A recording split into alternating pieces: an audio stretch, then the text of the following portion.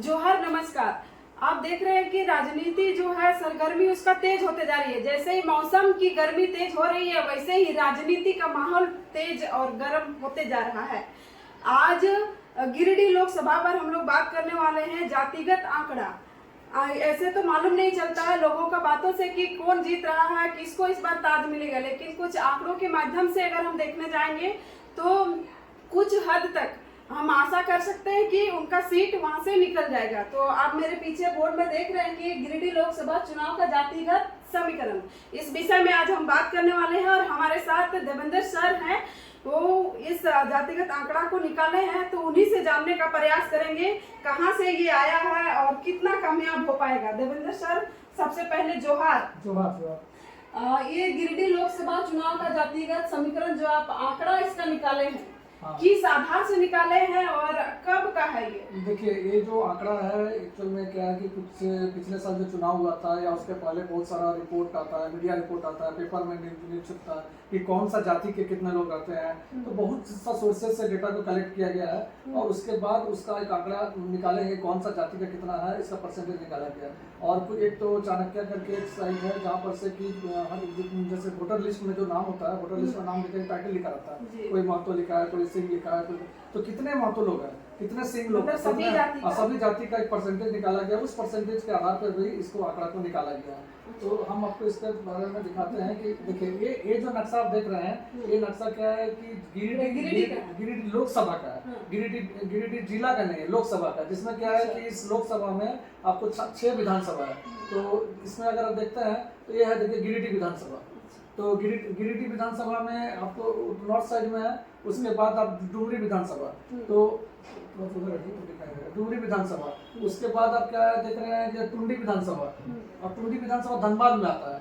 उसके बाद बागमारा विधानसभा जो कि धनबाद में आता है। इसके बाद गोमिया देखिए बोकारो में आता है, और ये बेरमो बोकारो में आता है। ये जो टोटल 6 विधानसभा जिसमें कि 3 जिला है, बोकारो जिला, धनबाद जिला और गिरिडीह जिला, इसमें टोटल मिलाकर के करीब पॉपुलेशन बता देते हैं। पिछला बार 16 लाख के आसपास वोटर था, इस बार वोटर 18 लाख हो गया है। अच्छा, वोटरों की संख्या जो है बढ़ गया है ना? हाँ, वोटरों की संख्या बढ़ गया है।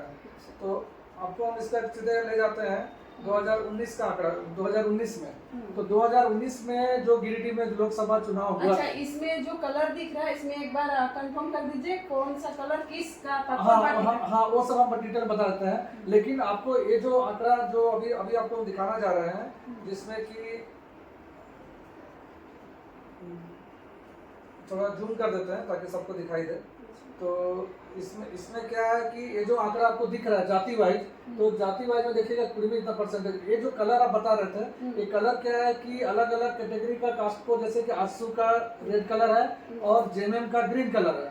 तो इसमें इससे आपको पता चले कौन सा किस कलर में है। लेकिन ये जो आंकड़ा जो हमने निकाले हैं पूरा, आप इसके लिए सेपरेट वीडियो बनाऊंगा जो आप अपना लिंक पे डाल दीजिएगा, जिसमें ये पता चलेगा कि कुर्मी 20% कहाँ से आया, एसटी 10%, एससी 14%, मुस्लिम 16%, ओबीसी 34%, जनरल 6%। तो ये जो परसेंटेज आपको दिख रहा है, इस परसेंटेज का डेटा हम लोग बहुत सारा रिपोर्ट से, बहुत सारा मीडिया रिपोर्ट से इसे आधारित पे करके एनालिसिस करके एक मोटा मोटी ये फिगर निकाला गया है इस फिगर को। और देखिए जो 2000 जो लास्ट चुनाव हुआ था 2019 का, ये जो आप चार्ट देख रहे हैं 2019 का है। 2019 में कितना वोटर था टोटल? 16,49,413, और जो वोटर वोट दिए थे 11,06,918 था। लेकिन आप अगर इसमें देखिएगा, पिछला बार 2 में से आसू का जो जीता था बीजेपी के साथ मिलकर लड़ा था, उसको करीब 58.57% वोट मिला था, जो कि 6,48,322 होता है। और वही जेएमएम जो सेकंड पोजीशन पे था, उसको 36.13% वोट मिला था, जो कि 3,99,929 है। तो ये तो सबको पता है कि इतना वोट मिला था, इतना परसेंटेज मिला था। लेकिन किसी को ये पता नहीं है कि भाई ये परसेंटेज कहाँ से आया, इतना वोट आया कहाँ से। तो आप अगर देखिएगा तो हम लोग एनालिसिस करके जो निकाले हैं कि कुर्मी का लगभग 16% वोट जो है वो आसू बीजेपी को गया था, और 4% जेएमएम को गया था, और लगभग एसटी में 10% जो एसटी है, जो 4% आसू के पास में, 6% जेएमएम के पास गया था। और उसी तरीके से एससी में देखिएगा 9% आसू को और 4% जेएमएम को गया था। और मुस्लिम में 1%, 14% मुस्लिम मैक्सिमम जेएमएम को दिया था। और ओबीसी में ज्यादातर आसू के पास गया था, जेएमएम के पास कम गया था। जनरल में देखिए 4 और 1 है जनरल। तो ये है रिपोर्ट। अब अगर मान लीजिए कि आप देखना चाहते हैं कि इधर इसका यही जो ग्राफ बना हुआ है, इस ग्राफ में आप देखिए सबसे ज्यादा ये जो रेड वाला जो देख रहे हैं आसू है, और ये जो ग्रीन देख रहे हैं जेएमएम है। तो सबसे ज्यादा देखिए ओबीसी का वोट मिला है आसू को, देख पा रहे हैं। उसके बाद कुर्मी का मिला है, उसके बाद एससी का मिला है, उसके बाद देखिए जनरल और एसटी है। ये तो पूरा आपको उसको दिखाई दे रहा है। और अगर हम इसको दूसरा 2019 इलेक्शन का जो फाइनल रिजल्ट था, फाइनल रिजल्ट यही था कि 59% जो है वोट ये आसू के पास गया था, और जेएमएम के पास करीब 36%, और नोटा में भी 1.8 या 1.9 गया था, जो कि मिला 2% हम लोग राउंड कर दिए हैं, और बीएसपी के पास 1% वोट आया था। ये है 2019 का। 2024 का जातिगत समीकरण क्या है? देखिए हम लोग क्या है कि 2024 का जहाँ तक बात कर रहे हैं, तो 2024 में हम लोग जस्ट खाली एनालिसिस किए करके मतलब मान सकते हैं हम लोग एक चल के लेके चल रहे हैं, जो बहुत सारा दिखेगा, बहुत सारा वीडियो, जैसे आप लोग वीडियो लेते हैं, बहुत सारा आप जाते हैं साइट में, जाते हैं जगह में जाके आप लोग पूछते हैं लोग किसको वोट देंगे, क्या देंगे, उसके हिसाब से हम लोग बहुत कुछ क्लिप वीडियो बनाए हैं, जिसमें कि आप देखिएगा कि लोग कहाँ किसका तरफ किधर को हो रहा है। जयराम का पिछले 12 महीना पिछले 2 साल से आप देखे हैं बहुत जगह भाषण देते हैं, इतना भीड़ होता है। तो ये सब का आकलन करते हुए ये इसको हम लोग एक तो बनाए हैं।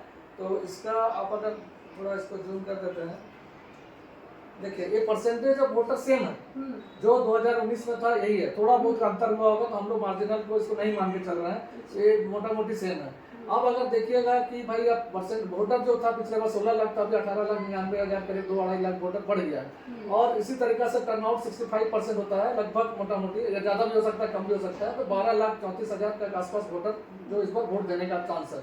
और अगर हम लोग इसको फिर एनालिसिस करते हैं 2019 का, और जो अभी आज के डेट में जो समीकरण बदला है, उस समीकरण को उसको देखने से पता चलता है कि जो मैक्सिमम कुर्मी का वोट है वो आज बीजेपी के के पास जा रहा है। क्योंकि आप लोग सुने होंगे कि जितने लोग हैं अपोजिशन के पार्टी के, जितना सब लोग यही बोलते हैं कि जेबी केसस क्या कुर्मी पार्टी है, ज्यादातर लोग सब यही बोलता है। लेकिन कुर्मी पार्टी तो आजसू भी है और कुर्मी से मथुरा प्रसाद भी है। हाँ, लेकिन क्या हो रहा है ना कि हाँ ये बात सही है कि दोनों है, लेकिन चूंकि ये लोग बहुत पुराने नेता हैं और लोगों को अब लग रहा है कि नया युवा को लाना है, जयराम की भावना के प्रति ज्यादा लोग प्रभावित है। तो इसीलिए हम लोग इसको एनालिसिस करने के बाद ये फैसला कर पा रहे हैं कि भाई पिछले बार जो वोट आजसू के पास ज्यादा गया था, इस बार थोड़ा कम होगा और वो शिफ्ट हो जा रहा है जेबी केसस को। तो इसीलिए और कुछ वोट जेएमएम से भी शिफ्ट हो रहा है, जिससे कि लगभग 12% जो 20% में 12% जेबी केसस के पास वोट जा रहा है। यही चीज अब एसटी एससी और में देखिएगा, तो क्योंकि चूंकि सब लोग होता है, युवा लोग उनके साथ इन्वॉल्व है, तो लगभग समझिए 30% के आसपास, 10 में 3 जा रहा है, 3% और इधर 3%, मतलब जो युवा लोग को हम लोग कंसिडर कर रहे हैं, जो कि जेबी केसस में, एससी और एसटी में। बाकी लोग नहीं कंसिडर कर, बाकी लोग जो यहाँ पर है, जैसे जेएमएम को जितना वोट पिछले साल मिला या उसके पिछले साल मिला, 2019 से 2014 में जितना मिला, वो मोटा मोटी यही फिगर है। जेएमएम में चेंज कुछ नहीं हुआ, जेएमएम में कोई वोट का बढ़ोतरी भी नहीं हो रहा, कम भी नहीं हो रहा। कम कहाँ हो रहा है? मुस्लिम में, और कुछ हो रहा है कुर्मी में, क्योंकि मुसलमान लोग जो आज जिस तरीका से प्रभावित हुए हैं, तो उसके चलते मुसलमान वोट भी शिफ्ट हो रहा है, जो कि जेएमएम को कम हुआ, इसीलिए 29% दिख रहा है। लेकिन आप जेएमएम का इतिहास देखिएगा पिछला 2 साल का चुनाव में, और उससे पहले भी अगर जाइएगा तो 37% 36% से ज्यादा वोट नहीं आता। तो इसीलिए जेएमएम नुकसान आजसू को दिखाई दे रहा है। क्यों दिखाई दे रहा है? क्योंकि भाई आजसू पिछले 14-20-10 साल से राजनीति कर रहा है केंद्र में, और अब यहाँ पर उसको लोग का कोई जो जिस मुद्दा पे लड़ाई लड़ा था, जिस मुद्दा पे जेबी केसस को, उसमें लोग का कोई विचार नहीं है ना। जयराम का जो विचार है उसमें लोग का कोई राय नहीं है कि भाई ये होना चाहिए नहीं होना चाहिए। मुझे लगता है इस बार ना कि जाति को देख के कोई वोट नहीं करेंगे, मुद्दा को देख के वोट करेंगे। क्योंकि गिरिडीह का अगर बात करें तो गिरिडीह में तीनों कैंडिडेट जो है महतो से आते हैं। अगर महतो को देख के वो लोग वोट करेंगे तो कहीं ना कहीं इधर उधर वोट हो जाएगा, लेकिन असली बात है कि मुद्दा वहाँ पर। हाँ, तो देखिए मुद्दा का क्या बात है। तो आज जयराम जिस मुद्दा पे लड़ रहा है, जमीन अधिग्रहण, जो बहुत बड़ा मुद्दा है। दूसरा मुद्दा क्या? खतियान से आधारित नीति, जो कि यहाँ पर है नहीं। उसके बेरोजगारी, स्टूडेंट का, तो ये जो मुद्दा है ना, ये मुद्दा तो आजसू और जेएमएम पास है नहीं। जिस मुद्दा से जयराम पिछले 2-2.5 साल से आंदोलन कर रहा है, उस मुद्दा का तो कोई इन लोगों के पास जवाब नहीं है। तो आप ये बताइए कि भाई अगर ऐसा स्थिति है तो कैसे, तो इसमें क्या हो सकता है? तो ये जो मुद्दा जहाँ तक बात कर रहे हैं कि ये मुद्दा का उन लोगों के पास है नहीं, इसीलिए हम लोग ये सोच रहे हैं कि लोग उनके फेवर नहीं जाएगा। जहाँ तक बात है कि जो अब गिरिडीह एरिया है और माइंस एरिया है, और माइंस में आपको पता है कि सारा जमीन अधिग्रहण वहीं से हुआ है। उसका जो डिटेल जो है उसका ऑलरेडी एक लिंक, वीडियो लिंक आपको मिलेगा, आप वहाँ पर देख लीजिएगा, वहाँ पर कैसे कितना कितना जमीन अधिग्रहण हुआ है, कितना लाख करोड़ का वहाँ पर जमीन लूटा गया है, सब सारा चीज इसमें है। मतलब इन आंकड़ों से पता चल रहा है कि कहीं ना कहीं इस बार आजसू और जेएमएम का वोट कट कर जेबी केसेस को मिलने वाला है। हाँ। और जीत तय करने वाला जाति कौन होगा? जीत तय करने वाला जाति आपको देखिए, अभी हम यहाँ ले जाते हैं आपको, आप इधर देखिए चार्ट। अब इस चार्ट पे आपको क्या पता चल रहा है? इस चार्ट पे ये पता चल रहा है कुर्मी सबसे ज्यादा जेबी केसेस को दे रहा है। ये देखिए, ये रेड कलर जो है आजसू का है, जेएमएम का ग्रीन कलर और जेबी केसेस का येलो कलर। तो आपको यहाँ से क्या दिख रहा है, कौन सा जाति सबसे ज्यादा? तो दिख रहा है कुर्मी, उसके बाद आपको दिख रहा है मुस्लिम और ओबीसी। ओबीसी में भी वे लोग हैं जो खतियानदारी है। हम लोग ओबीसी में सारे लोग को नहीं कंसिडर कर रहे हैं, और जनरल में तो जीरो दे रहे हैं। जनरल में हम लोग ये उम्मीद करके चल रहे हैं जेबी केसेस पे भी वोट नहीं मिलने जा रहा है। तो जहाँ तक आप बता रहे हैं जाति का, तो आपको दिखाई दे रहा है फिगर से। मतलब कहीं ना कहीं इस बार जेबी केसेस को कुर्मी वोट सबसे ज्यादा गिरिडीह में मिलेगा, ओबीसी मिलेगा, उसके बाद मुस्लिम। हाँ। यानी जीत तय करने वाला कहीं ना कहीं इस बार कुर्मी और मुस्लिम होंगे। मुस्लिम जिधर वोट करेंगे उधर ही पल्ला भारी। हाँ, तो अभी हम लोग अगर इसमें आप देखिएगा इस आंकड़ा में, अगर हम लोग जो हम लोग 7% मुस्लिम का ले रहा है, तो 7% ले रहा है 16% में। आपको अगर जबकि जहाँ तक आप लोग सुने होंगे कि जितना भी चुनाव आज तक हुआ है, मुसलमान एक तरफ जाते हैं। मुसलमान तो ऐसा नहीं उन लोगों का एकता बहुत ज्यादा। हाँ, वो लोग एक तरफ जाते हैं। अगर हम लोग इसको मान के चलते हैं, अभी तो हम लोग 7% इसलिए मान रहे हैं कि युवा लोग जुड़े हुए हैं बहुत सब, लेकिन अगर इसको अगर हम लोग 16% में अगर 15% भी अगर यहाँ दे देते हैं, या 10% भी अगर हम लोग दे देते हैं, तो ये करीब कितना हो जाता है? देखिए आपके जगह यहाँ पर अभी हम लोग मुसलमान का वोट तो बढ़ा देते हैं, ये हो गया 16% और मान लीजिए 15% दे दिए, तो 15% दे दिए, मतलब पूरा का पूरा मुसलमान एक तरफ दे दिए, तो कितना हो गया? 5,18,000। अच्छा। जो कि बीजेपी कितना 3,70,000 था, मतलब आप 1.5 लाख 1 लाख वोट से आप आगे हैं। मतलब जेबी केसेस इस बार गिरिडीह से 1-1.5 लाख वोट से जो है जीत हाँ, रहा है। अगर मुस्लिम को पूरा का पूरा एक तरफा हो जाएगा तो कितना वोट जीत रहा है? तो मुसलमान लोगों को ये सोचना होगा कि भाई आप पिछले 50-60 साल के इतिहास को देखिए, आप लोग किसको वोट देते हैं? या तो कांग्रेस को वोट देते हैं, या तो क्या नाम है जेएमएम को वोट दे रहे हैं, या लोकल कोई पार्टी को दे रहे हैं। और जेएमएम के बारे में आपको पता है कि एक समय था जो कि जेएमएम बीजेपी के साथ मिलकर सरकारें बनाया था। आपको मालूम है मुख्य डिप्टी सीएम बने थे, अर्जुन मुंडा सीएम थे। तो इसीलिए आप लोगों को अभी सोचना पड़ेगा कि भाई हम कितने दिन तक दूसरे को वोट देंगे बीजेपी के डर से। एक नया सितारा है, नया लड़का है, और नया सोच है, नया क्रांति है, नया ऊर्जा है। अब जेबी केसेस को वोट देकर के जिताइए, अपने देखिए आपको ऑटोमेटिक आपको दिख रहा है 1 लाख 1.5 लाख का वोट से जीत रहा है जेबी केसेस।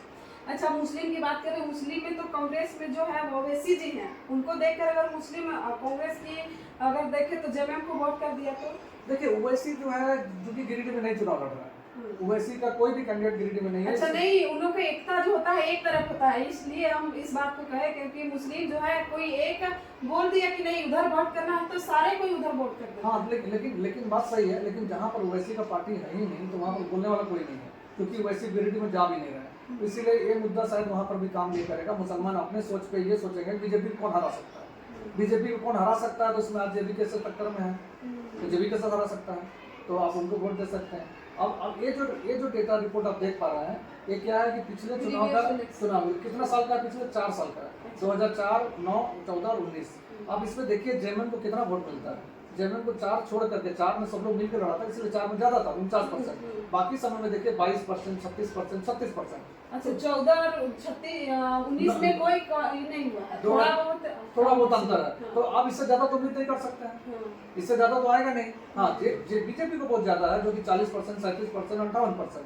तो सबसे ज्यादा डैमेज बीजेपी हो रहा है। और जहाँ तक जेएमएम का बात है, जेएमएम से थोड़ा बहुत मातो वोट निकलेगा, थोड़ा सा मुस्लिम वोट निकलेगा, लेकिन यहाँ से ज्यादा अफेक्टेड है। तो टक्कर अगर आप बोलिएगा किससे तो जेबी केसेस का बीजेपी से टक्कर। जेएमएम के पास तो वोट ही नंबर बढ़ नहीं रहा, जेएमएम का तो वही सेम वोट रहने वाला है।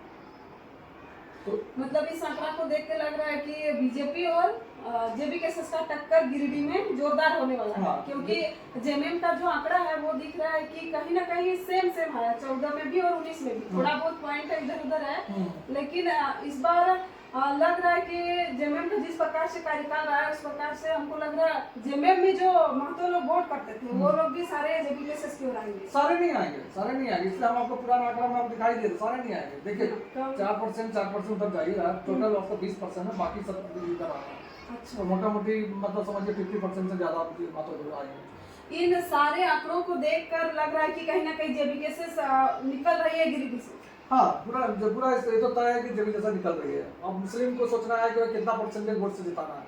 मुसलमान डिसाइडिंग फैक्टर है कि आप 50,000 से जिताना चाहते हैं कि 1 लाख 1.5 लाख जिताना चाहते हैं। जयराम महतो कहते हैं कि हम स्थानीय मुद्दों पर चुनाव लड़ेंगे और बीजेपी से उनका टक्कर है और बीजेपी राष्ट्रीय मुद्दे पर चुनाव लड़ेगी, लेकिन क्या इफेक्ट पड़ेगा लोग जान पाएंगे? राष्ट्रीय मुद्दा में बीजेपी का क्या है कि धारा 370 का बात कर रही है, चाहे मान लीजिए बोले राम मंदिर का बात कर रही है, चाहे मान लीजिए कि आज के डेट में गैस सिलेंडर और ये सब का बात करते हैं, तो लोग हमसे आगे बढ़ना चाहते हैं। और लोग यहाँ पर ये सोचते हैं कि भाई नौकरी कहाँ है, बेरोजगारी है, बहुत ज्यादा काम नहीं है, पलायन है।